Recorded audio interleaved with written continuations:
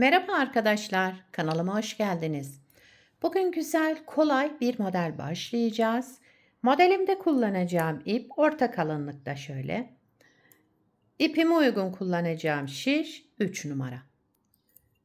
Yapım aşamalarına geçmeden önce kanalıma abone değilseniz, abone olup videolarımı da beğeniyorsanız beğeni yapmayı, yorum yapmayı, beni desteklemeyi unutmayın. Şimdiden hepinize teşekkürler.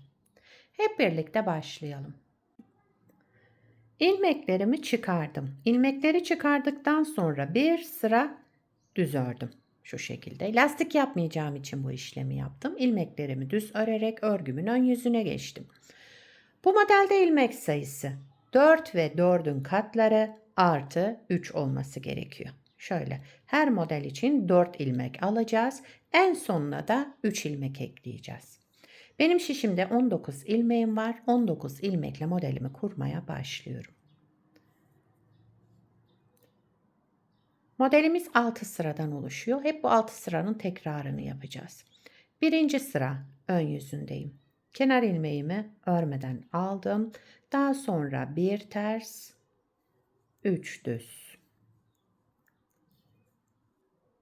Şöyle.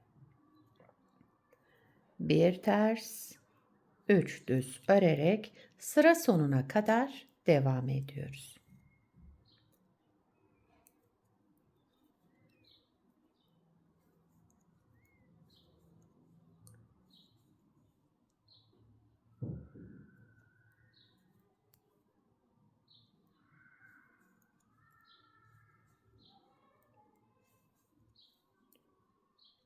Sıra sonunda bir ters, daha sonra kenar ilmeğimi de düz örerek birinci sıramızı tamamlayalım. İkinci sıra arka yüzüne geçtim. Kenar ilmeğini örmeden aldım. Kenar ilmeğinden sonra düzleri düz, tersleri ters. Yani burada bir düz, 3 ters. Örerek devam ediyoruz. Bakın şöyle. İlmekleri olduğu gibi örüyoruz yani. Düzleri düz, tersleri ters örerek ikinci sıra arka yüzünde devam edelim.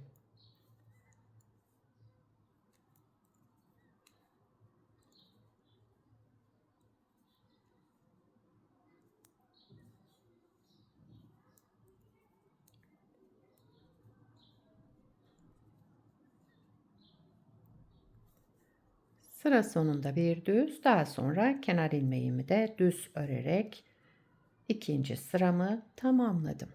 Üçüncü sıra ön yüzüne geçtik.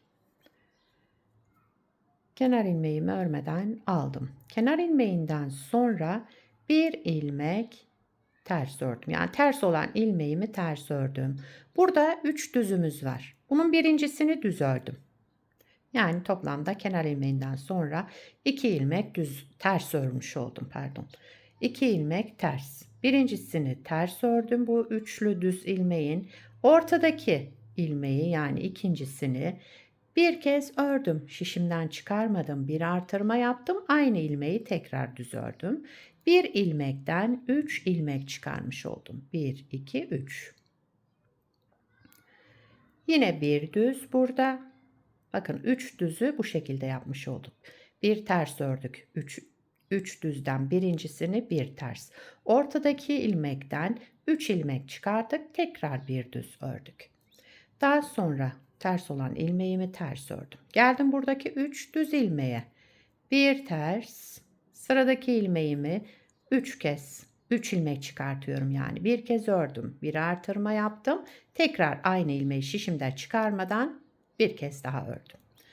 Şimdi bir ters. Aradaki ters ilmeği ters örüyorum. 3 düze gelince bir ters, bir ilmekten 3 ilmek çıkartıyoruz. Bir ters. 3 düzde yaptığımız işlem bu. Aradaki ters olan ilmeğimi yine ters ördüm. 3 düze gelince bir ters, ortadakini de yani sıradakini bir kez ördüm, bir artırma yaptım, aynı ilmeği tekrar ördüm. Bir ters, ters olan ilmeğimi de yine ters ördüm. Sıra sonunda 2 ters ilmek, daha sonra kenar ilmeği yani. Üçüncü sıramızı tamamladık. Dördüncü sıra arka yüzündeyim. Kenar ilmeğimi örmeden aldım. Düz olan ilmeklerimi düz örüyorum. Bakın sıra başında 2 düz. Bu üçlü olan ilmeğimi de ters örüyorum tek tek. 1, 2, 3. 3 düz. Düzlerim şunlar. Bu üçlü olan ilmekte 3 ters örülüyor. 3 düz, 3 ters örerek dördüncü sıra arka yüzünde devam ediyoruz sıra sonuna kadar. Şöyle. Yani düzleri düz örüyorum. Bu üçlü olan ilmeği de ters örüyorum.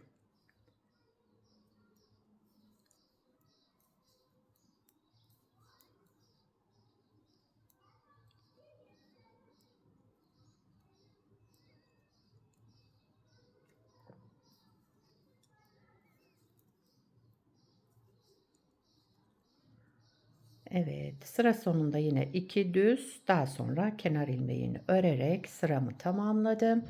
Şöyle modelimiz yavaş yavaş kendini göstermeye başladı. 5. sıra ön yüzündeyim. Kenar ilmeğinden sonra bir ters ördüm. Ters olan ilmeğimi ters ördüm. Buradaki ters ilmeğimle bir sonrakini yer değiştiriyorum. Bakın tersi arka tarafa aldım.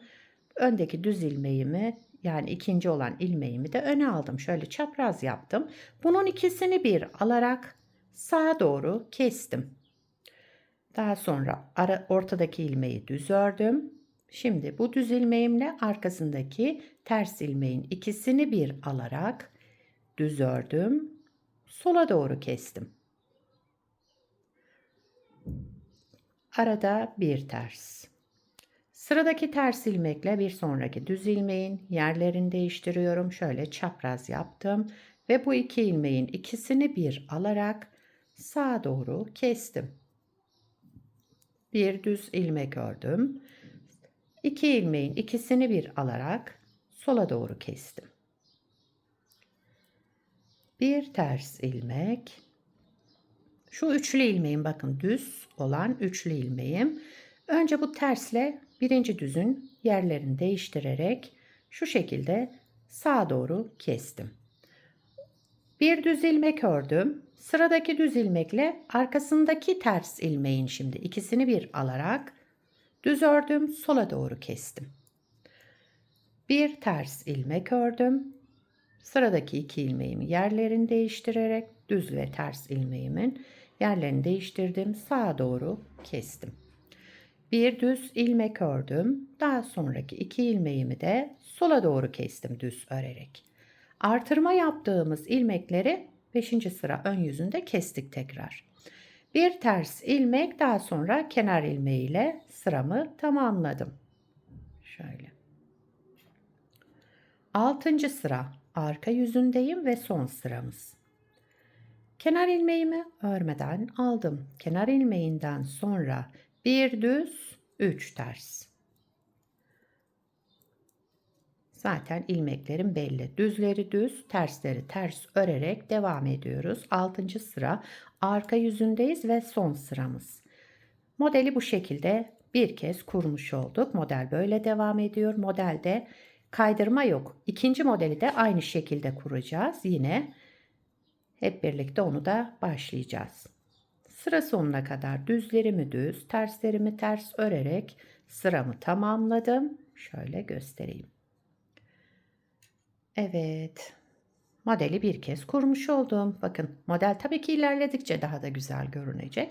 Hemen bir kez daha kuruyoruz. Şurada birinci sıra ön yüzünde ne yaptıysak aynısını yaparak ikinci modeli kuruyorum. Birinci sıra ön yüzündeyim. Kenar ilmeğimi örmeden aldım. Bir ters, 3 düz. Yani ilmeklerimiz zaten belli olduğu gibi örüyoruz. Düzleri düz, tersleri ters. Birinci modeli kurduktan sonra ikinci ve diğer modellerde zaten ilmeklerin yönleri belli. Yani düzleri düz örüyoruz, tersleri ters örüyoruz. Bir ters, 3 düz örerek sıra sonuna kadar devam ettik ve sıramızı tamamladık.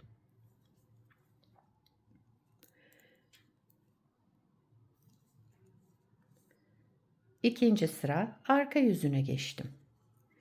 Kenar ilmeğimi örmeden aldım. Kenar ilmeğinden sonra yine bir düz 3 ters örüyorum şimdi. İlmekleri olduğu gibi düzleri düz, tersleri ters örerek ikinci sıra arka yüzünde devam ettik. Şöyle hemen hızlanacağım burada. Çünkü farklı bir işlem yapmıyorum. Düzleri düz, tersleri ters örüyorum.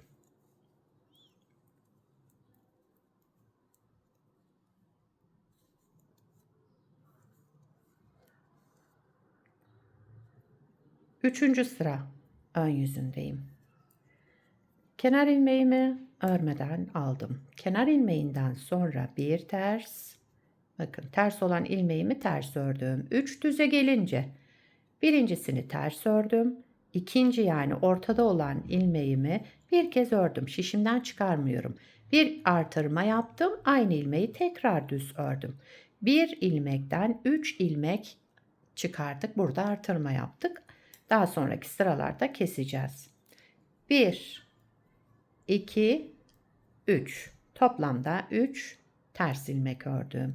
Ortadaki düz ilmeğe gelince sadece bu ilmekten 3 ilmek çıkartıyoruz. Şu şekilde.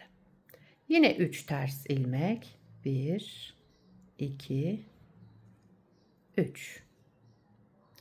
Ortadaki düz ilmeğe gelince bir kez ördüm. Şişimden çıkarmadan bir artırma yaptım. Tekrar düz ördüm aynı ilmeğimi. 3 ters ilmek. 2, 3.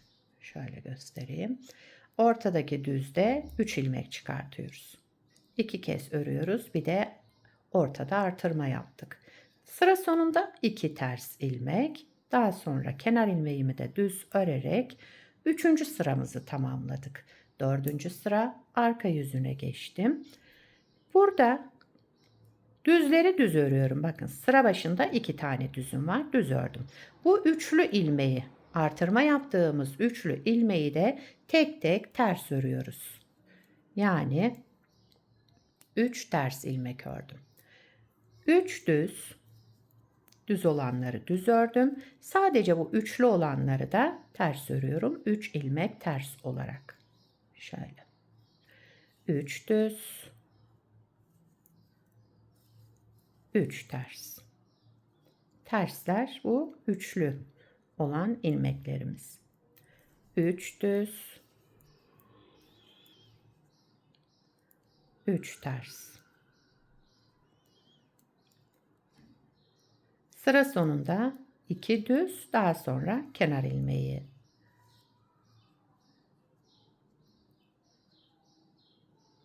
Şöyle. 5. sıra ön yüzündeyim. Kenar ilmeğimi örmeden aldım. Kenar ilmeğinden sonraki ilmeğimi ters ördüm. Yani bir ters. Burada ters olan ve de şu üçlünün düz ilmeği birincisini yer değiştiriyoruz. Ters olan ilmeği arkaya, düz olan ilmeğimi de öne getirdim, taktım. Daha sonra bu ikisini bir aldım, düz örerek sağa doğru kestim. Ortadaki ilmeğimi düz ördüm. Bir sonraki düz olan ilmek ve arkasındaki ters ilmeğin ikisini bir alarak sola doğru kestim, düz örerek. Burada kesme işlemi yaptık. Geri ilmek sayımızı aynı sayıya düşürdük. Aradaki ilmeğimizi yine ters ördük. Bir ters ilmekle sıradaki düz ilmeğimizin yerini değiştirerek şu şekilde çapraz yaptım ve ikisini bir alarak sağa doğru kestim. Bir düz ilmek, sıradaki iki ilmeğimizi sola doğru keselim. Böyle devam ediyoruz. 5. sıra ön yüzündeyiz. Şöyle elimi takip ederseniz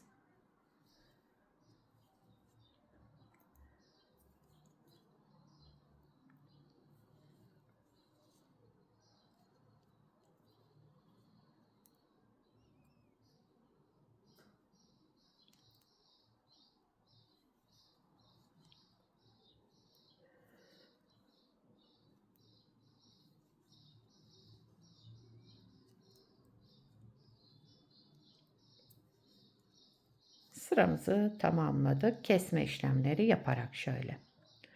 6. sıra arka yüzüne geçtim. İlmeklerimizi olduğu gibi örüyoruz.